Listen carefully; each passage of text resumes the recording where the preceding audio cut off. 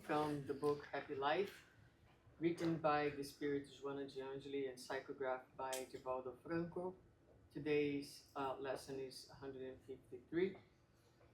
Give yourself the right to remain impassive when provoked.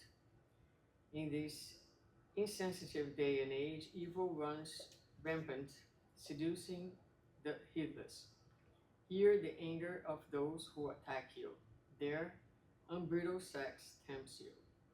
Over there, ambition awakens your interests. Vice closes in, snaring its victims. All around you, troubling forms of entertainment arrive.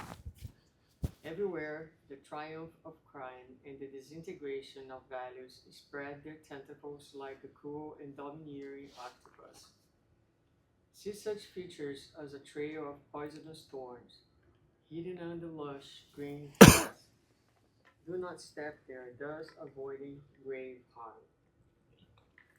So it's really a call for us to be attentive to what we are getting ourselves into. A lot of times things look very tempting, very enticing, very seducing, but what is in there for us and what is in there for our peace and for our harmony? This is what we need to ask ourselves every day, every moment, as we are making choices in the direction that we're going to go. Self-love is about being able to choose what adds to you and to your peace as opposed to what withdraws. So when we love ourselves, we're always making deposits in our own account, in our own beings, as opposed to letting the best go out of us. So with that, we are going to do our initial prayer to begin our meeting. So I invite you to to join me. Dear Father, thank you so much for the opportunity that we have to be here at this moment, in this place of prayer, adoration, connection, that allow us to reconnect with what is essential and to your message of love and peace. We ask you to bless our friend who comes here to deliver the message today. May he be inspired by the good spirits, by his mentor, and may each one of us on both realms of life be open and ready to receive the message and to leave here today taking these little seeds of truth and love within us, ready to make them bloom and to flourish within ourselves. Thank you for today and for this moment, and so be it. So be it. Okie dokie. How long? 45 minutes. 45? Okay. All right. So unfortunately, this is kind of, it looks like this here, but it's actually passing over. Oh, okay, perfect. Okay? Yeah, So, don't worry. that's no big deal.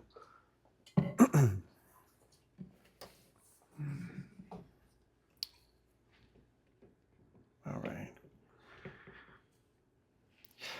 All right. Good morning, everyone. I'm very happy to be here on this wonderful Sunday. Happy Sunday to everyone. Very excited to talk about this topic, the evolution of the Perispirit, bridge between spirit and matter. And so, that first reading that we just did is actually falls very, very clean and right into what we're going to be talking about, which is how thoughts affect our life, and how our thoughts get registered. And so how do thoughts get registered? And so we're going to dive deeper into a more scientific way of understanding how our thoughts get registered in ourselves, right? So we talk about like everything that we say, do, all the regrets, all the consciousness stays over here, right? And so we're going to dive a little bit deeper into where they are, how they affect us, and what happens actually with that when we die, when the body dies, right? Because there is no death. And also, how does moral progress influence us as spirits? And so this is the we're going to be diving into a little bit of the Spirit's book, the Medium's book, right? We're going to be talking about that, and we're going to talk about Andre Luis, right, a little bit, because he was a step after, and he goes a little bit more deeper into the medical or scientific part of the body itself. And so I thought it was very important to talk about him and understand what is going on with our bodies, right? So here we have, to understand, there's the spirit, there's the perispirit, and then there's the body. So we have a three-part being, human being. And each one serves a purpose. We're going to dive deeper because actually the perispirit, you're going to be seeing different layers. So it's a little bit more complex, but to clear it up, we have to see it as a three-part being. First, it's the spirit, and the spirit is the immortal intelligence, right? It's indestructible. It lives on forever, and it does not have matter. So it's very important to understand it's not material, it's not matter itself, right? It's then we have the perispirit, which is that link between that spirit and the physical body, right? And so what we really have to understand here is that the perispirit not only connects the physical body to the spirit, but also gives it vitality, energy, right? And so very important to understand, just like an electrical current, we can't really see the electrical current, but it's really needed, right? And so we need the electricity, and so that part is that subtle link. In the Genesis, the spirits tell Kardec, the perispirit is the intermediary agent between spirit and matter. It is the instrument of the spirit's will, right? And so now we're really diving a little bit more into the function of it, which is that when you have that spirit, that the spirits tell Allan Kardec that that for them, they actually can see the spirit, and it's like a little flame. And so that's why I put it there, because they themselves can see our spirit. We can't really see it. We can't see the perispirit, or some of us can't see the perispirit, but the spirit itself, they want us to see it as a flame, a small flame that is actually very different and unique to every individual. So every flame has almost like a fingerprint that is unique, right? The shape of the body or the shape of the face is all unique to each one. The same thing, they say, it happens with the spirit. And so we realize that without the perispirit and without the body, the spirit cannot, one, evolve, two, express itself. And so I cannot love without a body. I cannot love without the perispirit. And so these two things are actually necessary for us to learn to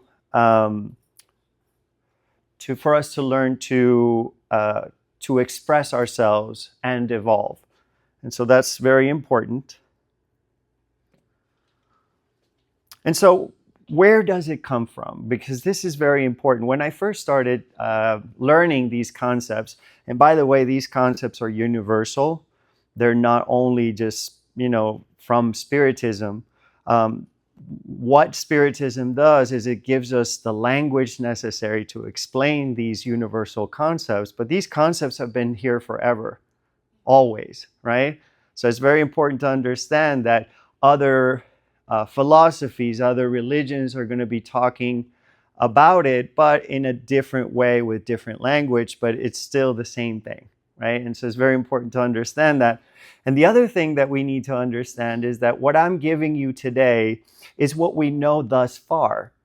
So it's very important to understand that these are not truths, complete truths. These are just the beginning of the understanding, but there's still a lot more to be revealed. And so very important to understand that these concepts might be changing later on due to science. These concepts that we're going to be talking about are going to be explained deeper with different details, because as we evolve, you're going to see that part of the evolution is not just, moral, but also evolution is like a bird. It has two wings, and one thing is the moral wing, right? And the other one is the intelligence, right? And so when one is too strong, when one wing, the bird starts to fly to the side, it doesn't go up.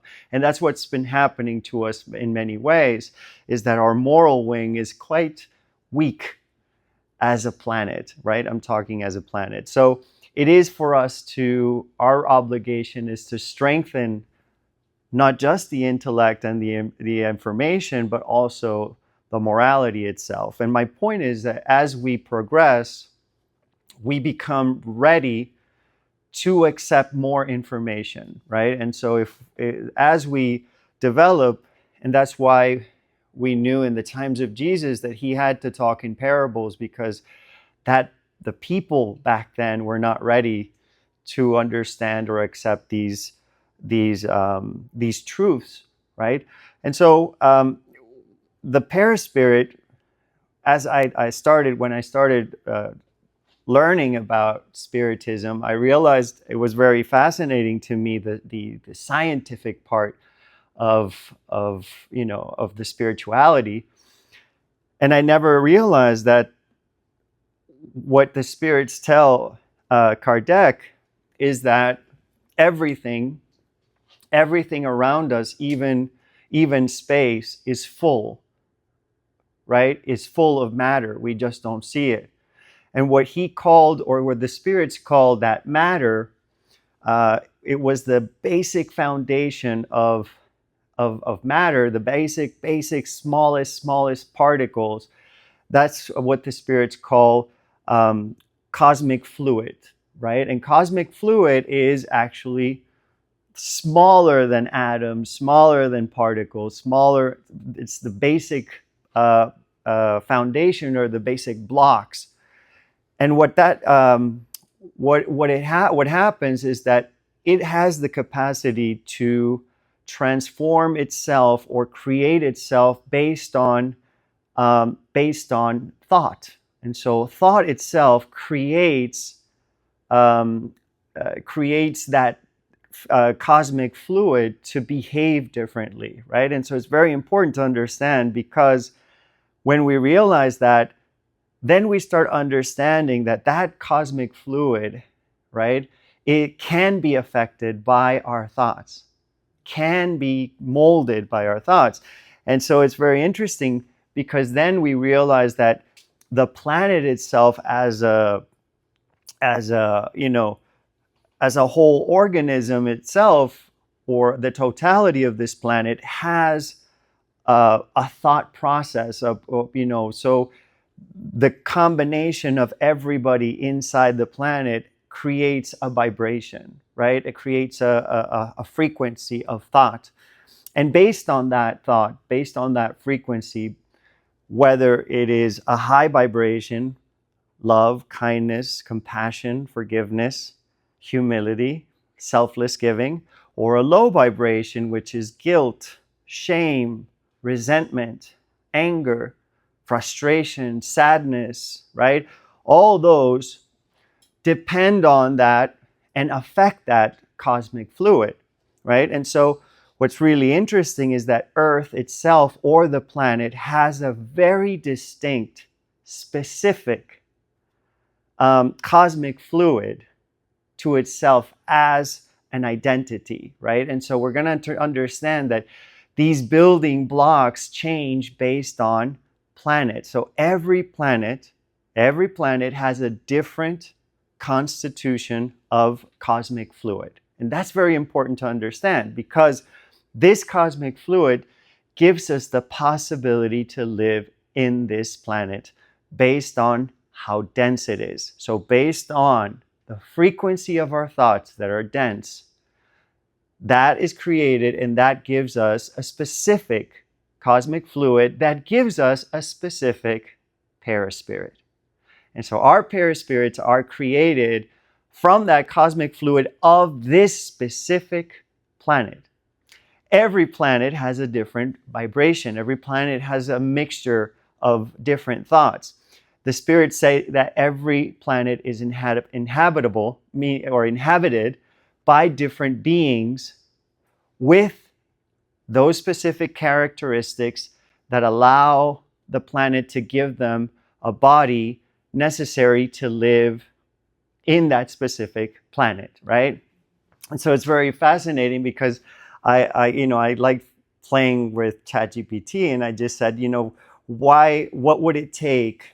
So give me, on a hypothetical level, can you give me what I would need, not what I would need, what a body would be composed of necessary for each planet? So just out of, curiosity. And so it started telling me, well, if you would live in Jupiter, the atmosphere is this, and you would need this, and you would need all that stuff. And so it's really interesting, because then, of course, it's hypothetical, but it's really fun to understand that every planet has a different vibration, has a different cosmic fluid that creates that perispirit perfect for that spirit to live in that specific planet. What happens if I want to go to another planet, right? We can always go down, but we can't really go up very easily. So we can go to primitive planets, unfortunately, but very hard to go to a more evolved. It is quite possible. Many have done it, but it takes a while.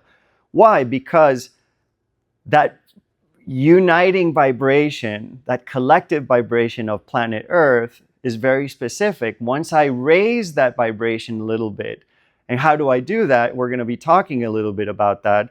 That requires me to put some effort into my behaviors, my thoughts, my words.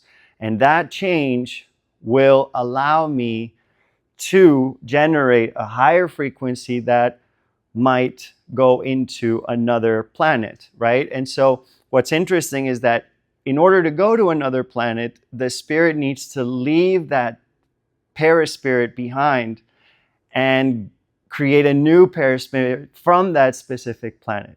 So we don't take our perispirits with us. We actually leave it behind, and we gain a new perispirit specifically for that planet, which I thought was quite fascinating. I had no idea that when I first started reading this. So what are the main characteristics of the perispirit, right? Each one, I already spoke, each one is unique. It's like a fingerprint. Why? Because we're going to see that every perispirit has a different density based on thoughts. So the lower my thoughts, the more dense the perispirit is. The higher the thoughts, the less dense it is. So different density. We also have plasticity. And so the perispirit is idioplastic, meaning thought, right? Ideo means thought, plasticity means form. So form created by thought, right? Which means that every thought that I have affects and can affect not just the shape the density, but also the form itself. And it's quite fascinating because then we realize that the higher, the human form of the perispirit means you're on the right track. Okay, when the perispirit has human form, it means that we're getting there, right?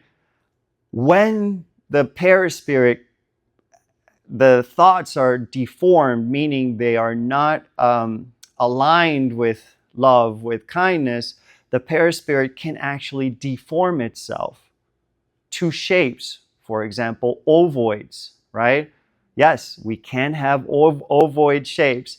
We can also have animal shapes, you know? That's where the old term goes, demon, right?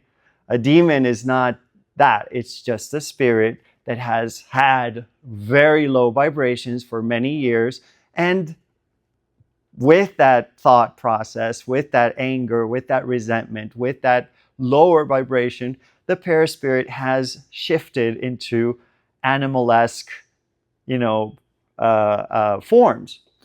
But it's all very, very common in the sense that these are scales of evolution, and we have on this side those spirits that have altered their form and deformed their form based on thought, and we have the higher ones that have done the work and have cleaned up and created their human image in the sense of the shape of the human, but also evolved and etherealized or advanced that thought process, those characteristics, and changing them towards what we always call angelhood, right? And we're going to be talking about the shape of the angels itself, because all it is, it's the consequence of evolution, of working on one's thoughts, of working on morality, on working on good decisions, loving decisions, kind decisions. And so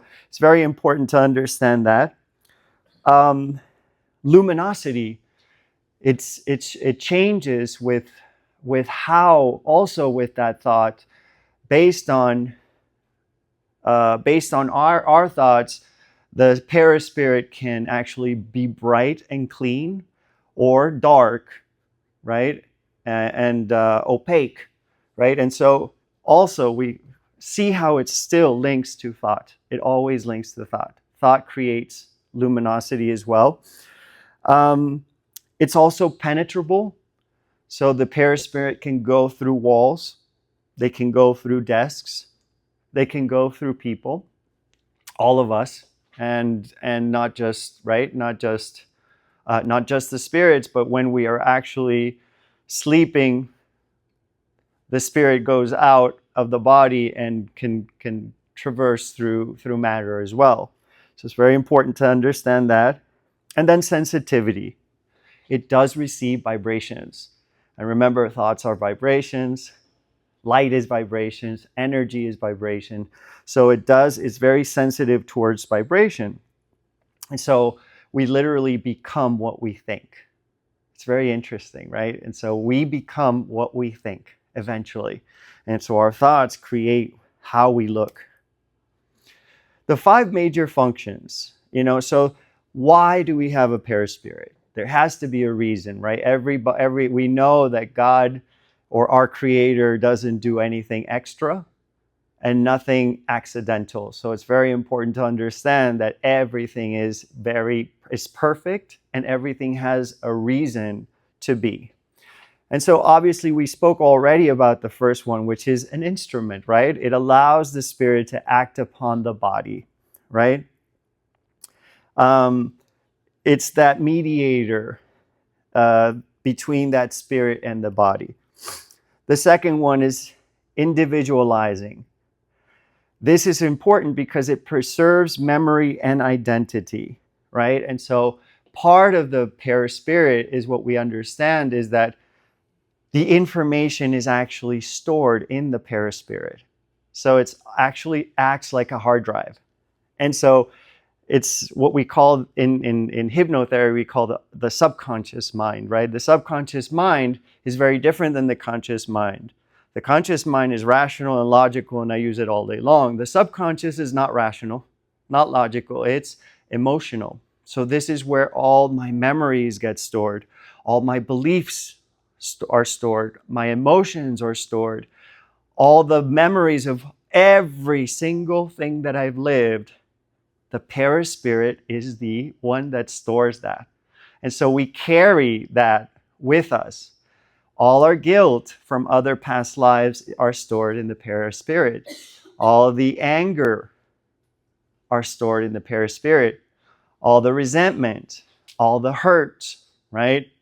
Everything is stored. But not just stored, but it's memory also of what my recollection of what happened. So we have to understand that it's not the truth. It's how I saw it at that time as an ignorant spirit, and that is what gets recorded. That's very important to understand, because who I am now is not who I was back then. Back then I was more ignorant, meaning I had more guilt, I had more shame, I had more anger, I had more resentment, I had more fear. And so as we progress, we realize that if we don't do anything about this, we are literally carrying all that junk with us. And that is horrible, horrible. Why? Because whether we like it or not, those emotions and those beliefs are going to be playing out in our day-to-day life. That guilt and that shame of me being a rapist in another past life, believe it or not, is there. The guilt and shame of me stealing somebody's wife are there. And so it's very important to understand that it records everything. It doesn't miss a beat. The third one is organizing. It's the guide for our formation of the body. And so this is quite fascinating, because all these emotions and beliefs also hold specific information about how the body is going to look, right? How it's going to be in my next incarnation, how that body is going to look. It's going to give it not just the information, but that vitality as well. And so the fourth is sustaining, which is that vital energy, is stored all there in there too. Recording, we already spoke about that. And so it's an organism inside an organism. It's what, Emmanuel says, the perispirit is the subtle organism in which our mind engraves the history of our soul. And so we have to really take it very, very seriously, because then we're really doing is kind of recording everything. Imagine living your day-to-day with a video camera and an open hot mic all day long. That's what we're doing. So that's the closest thing that I can tell you how, imagine what we hear these politicians with a hot mic, right? Imagine what that would be without even listening. The mic would listen to our thoughts. So that's kind of like what's happening. And so it's very important to understand. And so here we see that it's not just one perispirit. We have the physical body. Then we have the etheric double. Then we have the perispirit. And then we have a mixture, which is the mental body. And all that is composed. So we have a lot of layers. And what's important is that a lot of people refer to this as an onion. And it's really not an onion. It's easier to understand as an onion, but you have to understand that each layer is inside of each layer. It's not like a doll that it gets smaller. They take up the same space. So it's a homogeneous type of thing, that we realize that every layer is there, but each layer kind of meshes with the other layer. And the same thing goes with the planet. André Luis in his books say that Earth also has many layers, right? And so the same thing happens here.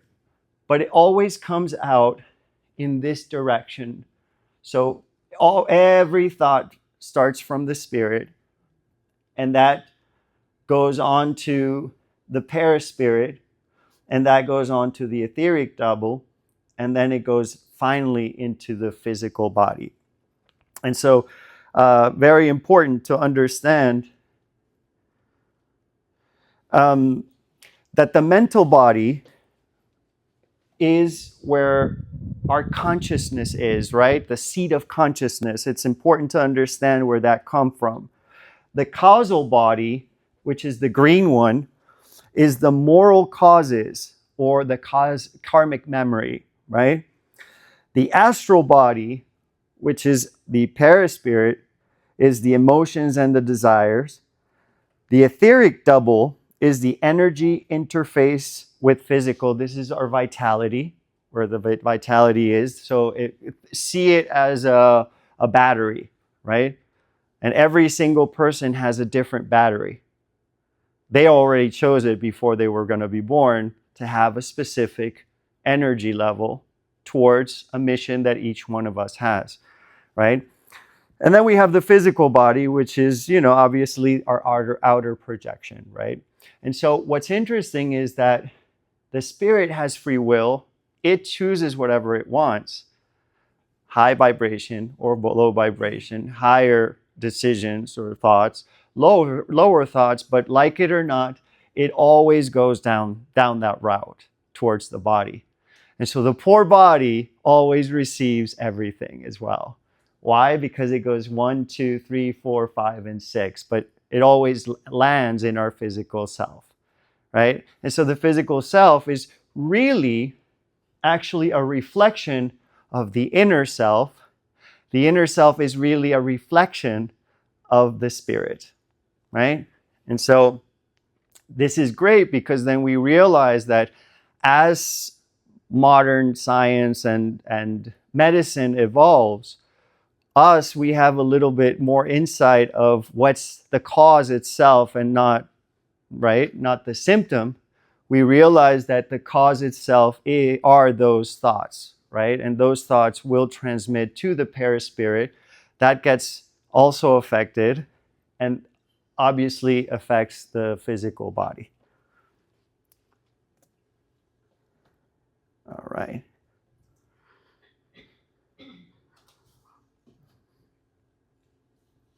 All right, so we already spoke about this, sorry. Okay, how the layers work together. And so thought is, according to that, is the mental body. Where it records the information is the causal body. Where we feel is the astral body. Where we get energized is the vital body, right? Or the double ethereal. And where we manifest is the physical body. And so it's very beautiful how we understand now how it flows. And we now understand that there is a sequence. And what happens is that when there's a sequence, we have to honor that sequence because we have to be responsible about that sequence. If that sequence, if the middle, right? If the vital body doesn't work, I'm not going to manifest correctly.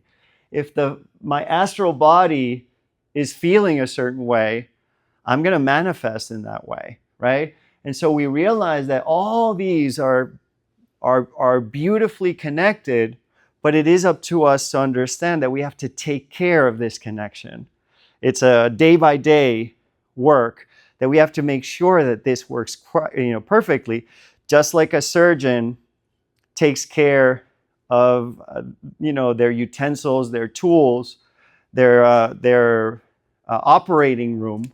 You have to take care of it, right? In order to be successful.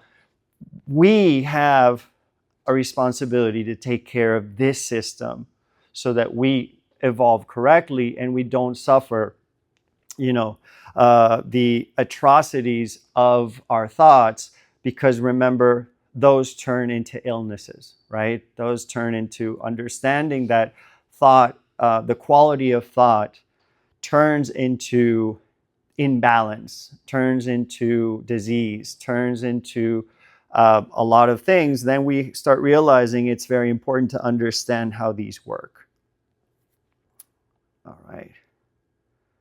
And so now we have the centers, and all the centers or chakras, they call it in other areas, they are, they are centers of energy where most energy is, it passes through, right? And so these are centers that play a couple of things that happen, which is the spiritual transformers of connecting spirit and body. So they connect all those layers. The centers connect them. They go through each one. They govern the organs and physical functions. And then they work through the nervous and endocrine system. So all these energy centers prove to be very important because not only do they unite, but they also allow energy to flow. And just like everybody here is breathing, you're breathing in, but then you have to breathe out. If you don't breathe out, nothing's going to happen. The same concept here as well. The chakras don't just take in energy. They release energy and they take in energy. And all the centers have a specific purpose, right? And so here we have them, right? The part one top here is the coronary. And it allows for a divine connection. So it's very important for mediumship, right?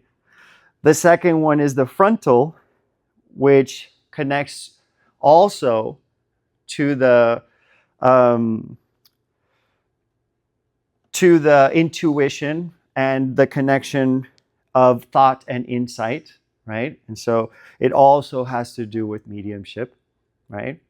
And which is interesting is because if you cross a line between the crown and the second one, the frontal, you would connect to the pineal gland. And so the pineal gland is actually that receptor or that antenna that brings in the information. The laryngeal, which is an expression, it provides expression of communication. Okay. Then we have the cardiac, which focuses on love and empathy. Very important. Then underneath is the solar plexus, right? Which is the emotion and will. Splenic, vital energy. And then the root or genital, which operates creativity and generation. So all of them have a specific function. It's very important that we understand this, and we have to take care of each and every one. Now, a lot of people say, I'm gonna go to a center and have passes, which allows all these centers to clear up.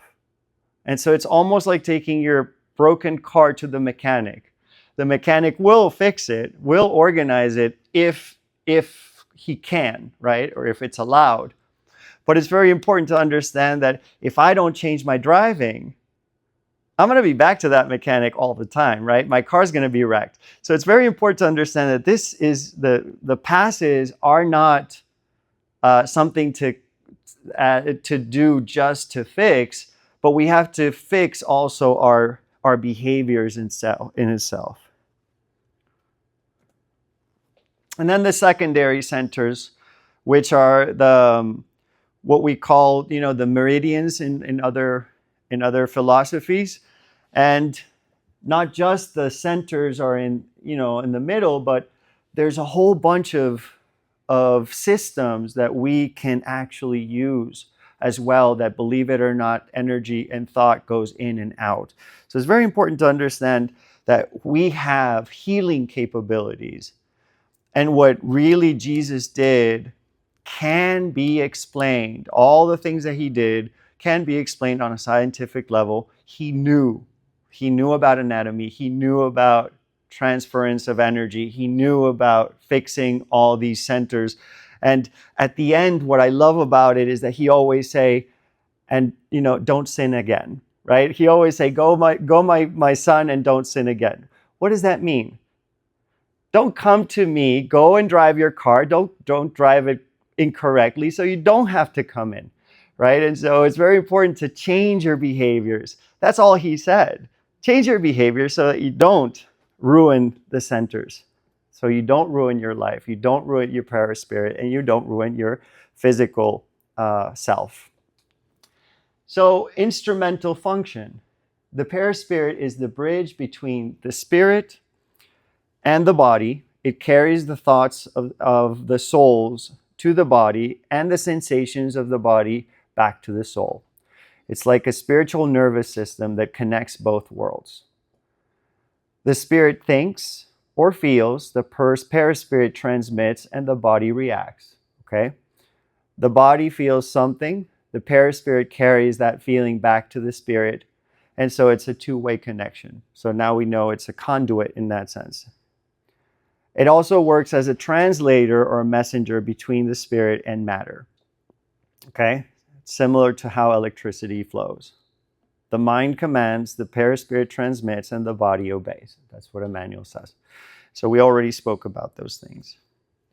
And then the organizing function of incarnation is that, obviously we already have that blueprint in our soul, and the perispirit acts as that information, that basic information that shapes the physical body. It also magnetically connects the spirit to the embryo, guiding the cellular growth and differentiation according to the divine plan. So all that information is already in the perispirit, which is quite fascinating. The spiritual biological interaction. Biology provides the genetic material, but the perispirit provides the design. So heredity supplies possibilities. The perispirit determines the expression of how the body is going to look like. So it's quite fascinating. It's a two-way street. There's the genes, but there's also the perispirit, and they're two very different things, but in the sense both create the human body and shape it as well.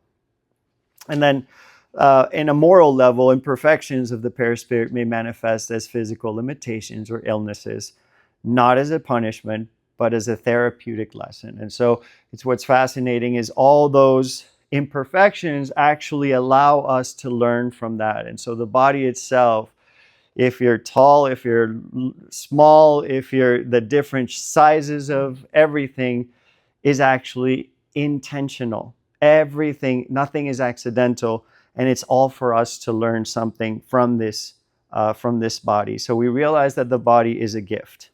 And so what do? How do we clean it up? How do we fix it? Okay? And so we understand that it absorbs vital fluid through the splenic center. It circulates energy through the body. And what do we do with this energy is that prayer, and I don't like the word charity in English. I like selfless giving. Charity has lost its meaning on an English level because it's just giving money. What we're talking about is selfless giving. That prayer and selfless giving restores the equilibrium, restores the harmony in our thoughts process. And by restoring that thought process, we don't have to even worry about the perispirit. We don't have to worry about the physical body. So it's automatic. So the beauty of it is that, yes, now we understand the mechanism. It goes from the spirit to the body. We know it's a track. We know it's a process, but we just don't have to worry about it. All we have to do is focus on that spirit and the thoughts. The thoughts create that. And so it's very important. And those two things, prayer and selfless giving, give us the humility and the possibility of high frequency. Almost done. And so we already spoke about the health. Moral evolution and transformation. What's fascinating is, as we are seeing here, is that once we realize that the perispirit has a lot of layers, with every evolution, we start shedding the layers. And so we don't need the physical body eventually. So that gets lost. And so as that, we start creating the physical body with every incarnation actually starts to physically change, getting lighter and lighter. And eventually we do not need any food per se, eat food, but light and energy and thought become our food. And so it's interesting when we study No Solar, that Andre Luis, we realize that they don't really need food. All they need is like a very specific substance. They're not very happy about it, but that substance is actually what's necessary. You don't need actual food over there. It's no ice cream, yeah. And so very important to understand that as we progress, there is no need for that food. There is no need for that because we don't need a body. We don't need the expression. And so we start purifying the soul. And as we purify the soul, we purify the heart. As we purify the heart, we purify the body. And so with mediumship, I'm not going to get too much into it, but right away we realize that the perispirit is the actual thing that connects the spirit to the person who is on this physical plane. And so what really is happening is there is an affinity of perispirit, and the actual perispirits interact with each other. And so that's pretty much the core principle, and that's why it's so important to understand that just like in real life, sometimes we see people and we say, I just can't stand that person. I can't handle that person. I don't like that person. Why? I don't know. I just don't know, but I can't stand that person, right?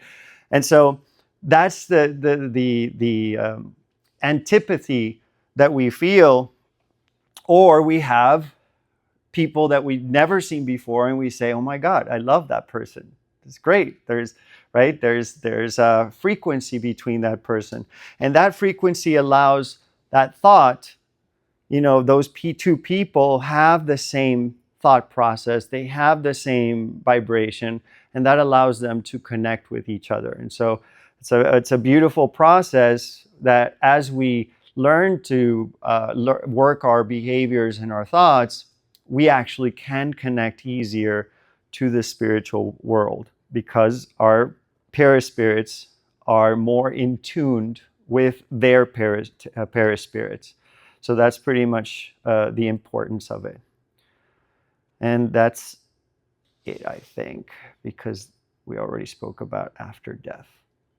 And so the separation of the body at death, it can be very quick if we have worked those ties and those behaviors and those thought process, or if they can be very strong and it's very hard to disengage or detach from the physical body based on the fact that I have not worked my thoughts and I'm still stagnant and focused on matter and focused on possession and greed and selfishness, then that allows the body to not detach quickly.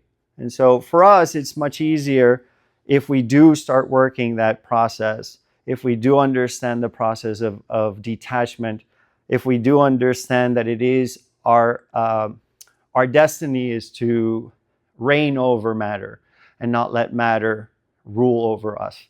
And once we realize that matter is just an element, it's a tool, then it doesn't reign over us, it doesn't control us, and that's where we need to be, because that allows the perispirit to release that body very easily.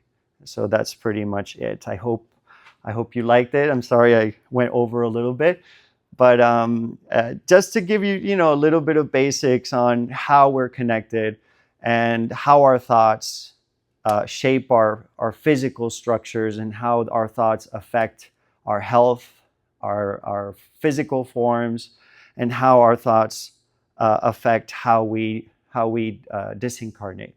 So thank you so much. Thank you.